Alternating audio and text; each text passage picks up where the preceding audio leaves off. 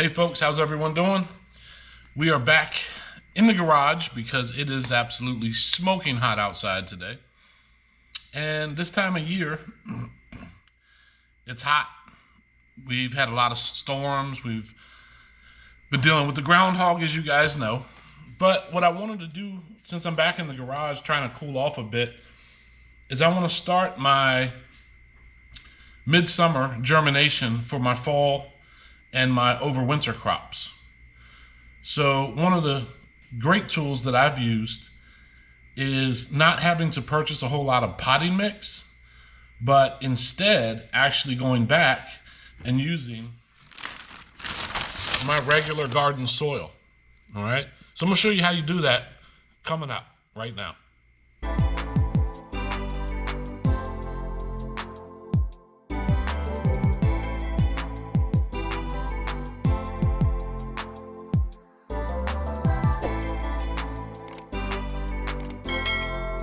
So we have this generic bag of Stay Green flower, vegetable, garden soil.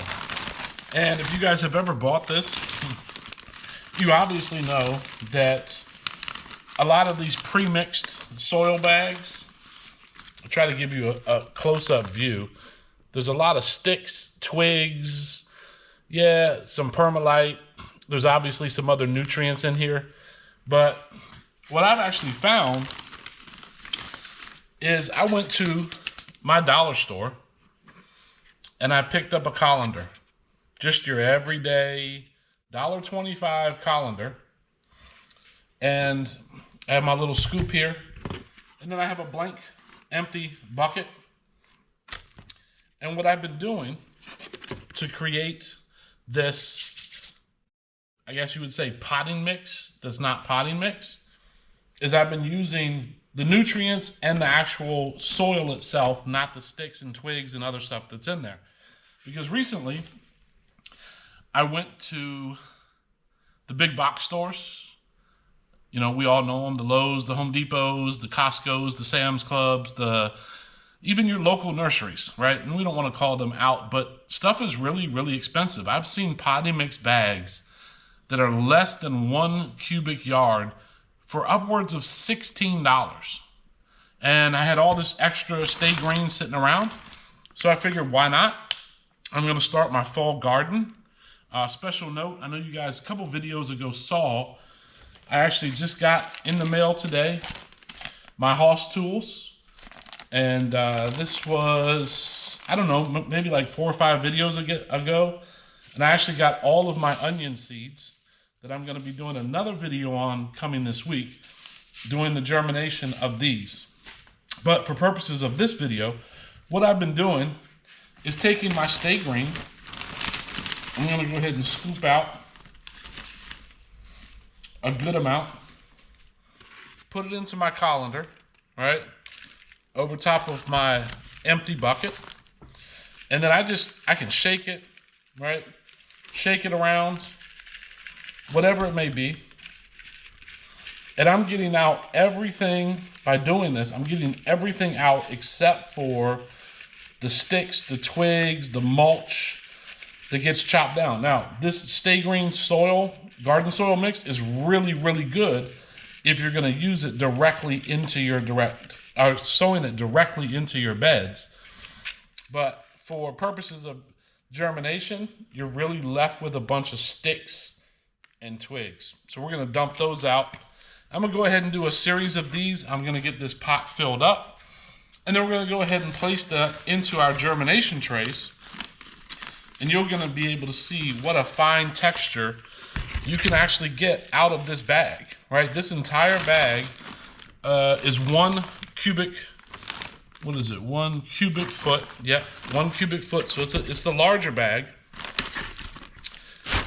And I think I paid like $3, or maybe it was like 4 for 4 bags for $10.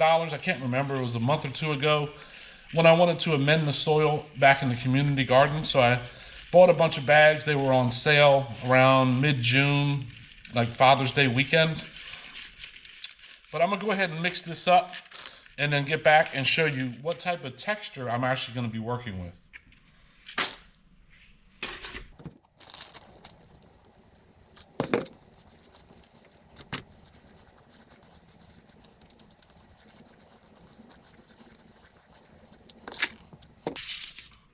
All right, great. So I'm finished with that.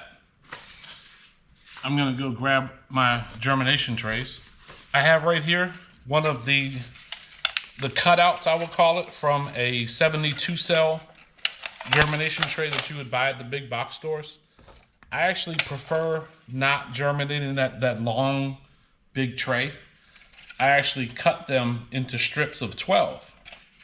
So now, when you see how fine this is, it already still has the perlite in there.